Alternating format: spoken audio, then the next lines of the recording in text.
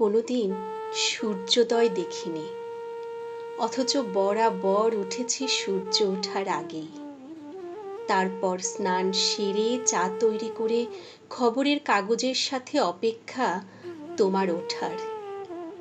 একে একে তোমার ব্রেকফাস্ট, তোমার লাঞ্চ প্যাক করা, যা যা পড়বে শার্ট থেকে রুমাল পর্যন্ত গুছিয়ে রাখা খাটের উপর। চেনা ছক, চেনা ছন্দে কাটে সেই ভোর থেকে গভীর রাত্রি। তোমরা তো গৃহকর্ম নিপুণা ঘরোয়া মেয়েই চেয়েছিলে।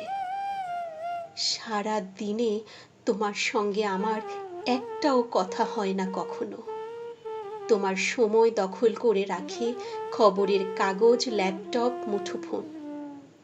আমি অপেক্ষমান সবার শেষে, যে অপেক্ষা কখনো ফুরোয় না। তোমার জগতে আমি কোথাও নেই, আমার জগৎ শুধু তুমিময়। কখনো রাতের অন্ধকারে আমাকে প্রেমহীন পান করো আশ্লেষে। দীর্ঘ 5 বছর পর আজ আমি প্রথম প্রশ্ন করলাম তোমাকে, আমি কি তোমার কোথাও নেই? দ্বিধাহীন উত্তর, না। এই যে আমি আমার আহ্নিক গতি লিখে দিয়েছি তোমাকে, তার কি কোনো মূল্য নেই? এ তো কিনতেও পাওয়া যায়। স্তব্ধ রইলাম দাঁড়িয়ে।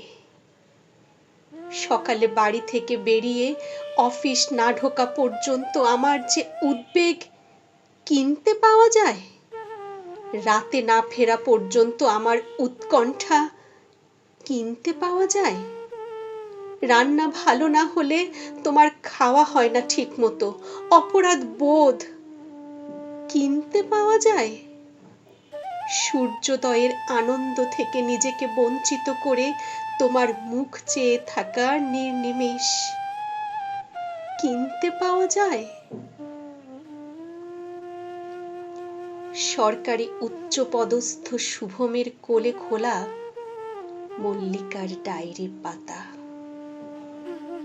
আজ মল্লিকার প্রথম মৃত্যুবার্ষিকী।